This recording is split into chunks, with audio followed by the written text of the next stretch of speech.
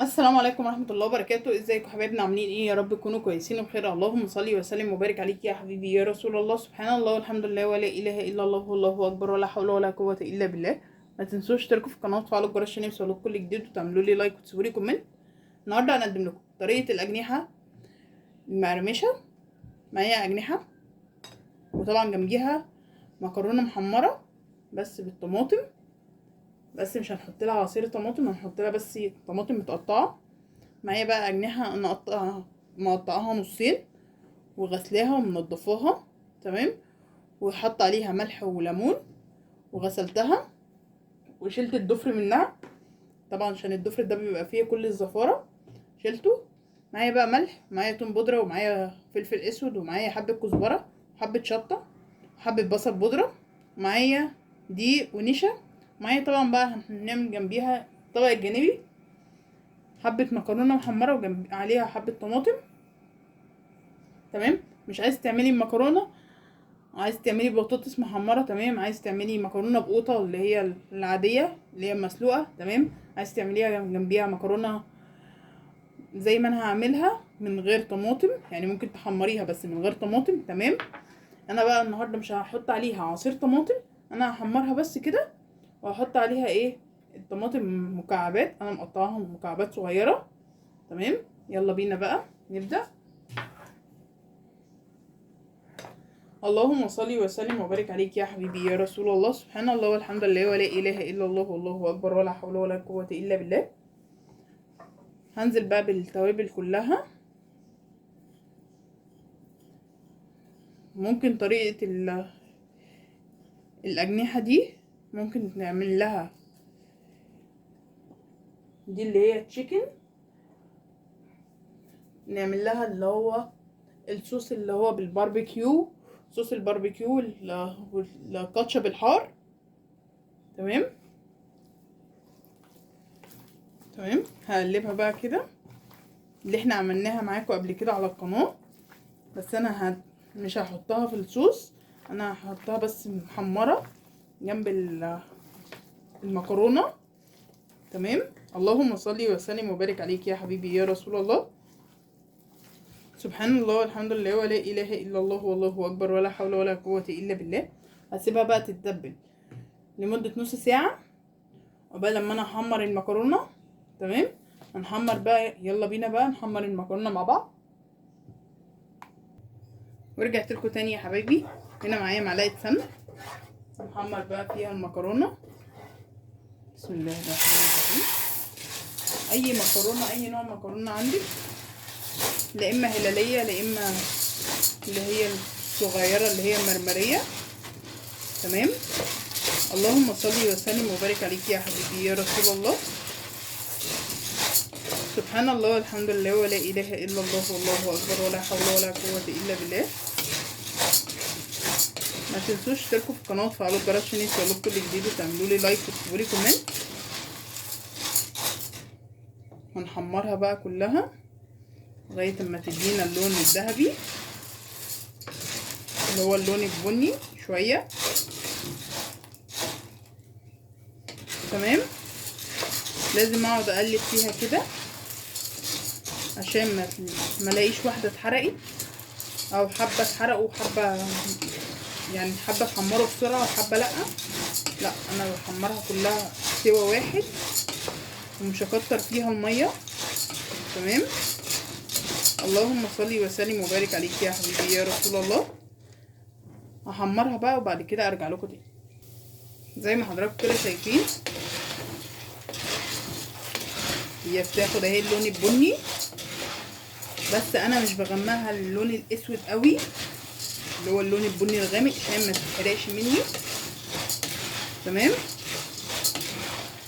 اهي. اللهم صل وسلم وبارك عليك يا حبيبي يا رسول الله. بقت كلها لون واحد. هنزل بقى عليها بالطماطم. بسم الله الرحمن الرحيم.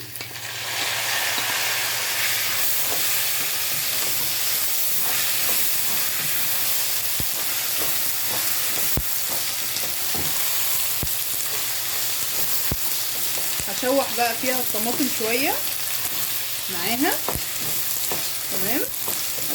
صل وسلم وبارك عليك يا حبيبي يا رسول الله. سبحان الله والحمد لله ولا اله الا الله والله اكبر ولا حول ولا قوه الا بالله. هنزل عليها بمكعب مرق الدجاج،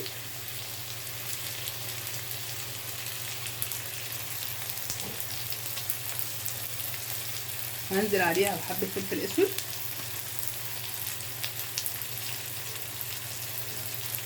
حبه صغيرين،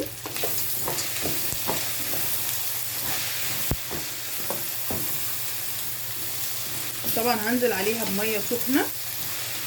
انا حاطه ميه في البراد بتغلي. تمام، هحط لها حبه ملح.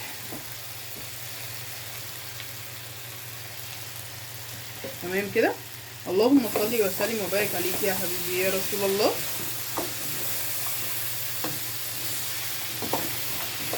زي ما حضراتكم كده شايفين.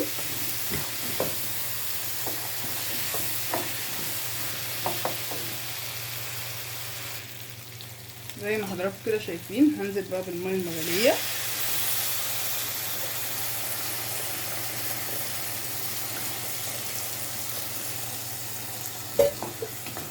مش هكتر طبعا الميه عشان ملاقيهاش عجنت معايا. تمام، بس كده. هسيبها بقى تستوي. اول لما تغلي اهي زي ما حضراتكم كده شايفين تبدأ بس تشرب شوية، واغطي عليها النار وادخلها على العين الصغيرة. تمام، واغطي عليها النار. يلا بينا بقى نعمل الجناحات مع بعض. ورجعت لكم تاني يا حبايبي. وهنا انا قلبت النشا والدقيق مع بعض، وحطيت عليهم حبة ملح وحبة فلفل اسود. هنزل بقى بالجناحات. طبعا الجناحات دي المفروض تتبل قبليها بساعتين، بس احنا عشان مستعجلين مش مشكلة. هي خدت التتبيلة اهي زي ما حضراتكم كده شايفين. طبعا بنتبل على قد الطاسة او الحلة اللي احنا هنعمل فيها اهي. اللهم صل وسلم وبارك عليك يا حبيبي يا رسول الله. سبحان الله والحمد لله ولا اله الا الله والله اكبر ولا حول ولا قوة الا بالله. طبعا بنحطهم في مية او من غير ما نحطهم في مية. انا بحمرهم كده، في ناس بتحطهم في مية عشان تبقى مقرمشة معاهم. تمام، يلا بينا بقى على الطاسة. ورجعت لكم تاني يا حبايبي. وهنا الزيت معايا سخن. بنفض كده الدقيق، بنزل في الزيت. تمام، لازم يكون زيت غزير. تمام. اللهم صل وسلم وبارك عليك يا حبيبي يا رسول الله. سبحان الله والحمد لله ولا اله الا الله والله اكبر ولا حول ولا قوه الا بالله. لازم ننفض الدقيق من عليه. طبعا هنسيبه 10 دقايق، 5 دقايق على الوش ده و5 دقايق على الوش ده، وممكن كمان يوصل للربع ساعه او 12 دقيقه عشان الفراخ بتاعتنا معانا تستوي.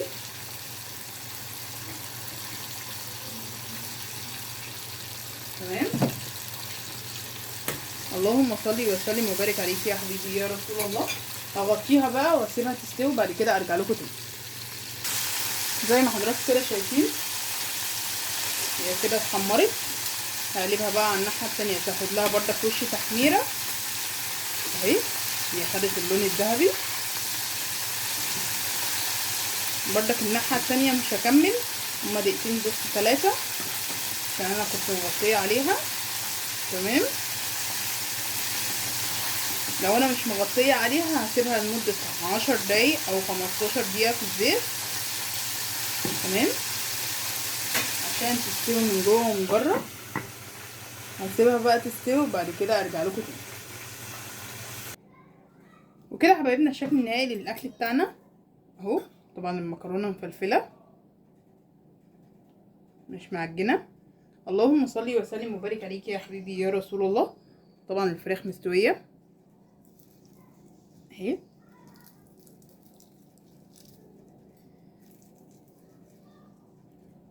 اهي. اللهم صل وسلم وبارك عليك يا حبيبي يا رسول الله. سبحان الله والحمد لله ولا اله الا الله والله اكبر ولا حول ولا قوة الا بالله. اهي ما فيهاش دم. تمام. ما تنسوش تشتركوا في القناه وتفعلوا الجرس عشان يوصلكوا كل جديد، وتعملوا لي لايك وتسيبوا لي كومنت. والسلام عليكم ورحمة الله وبركاته.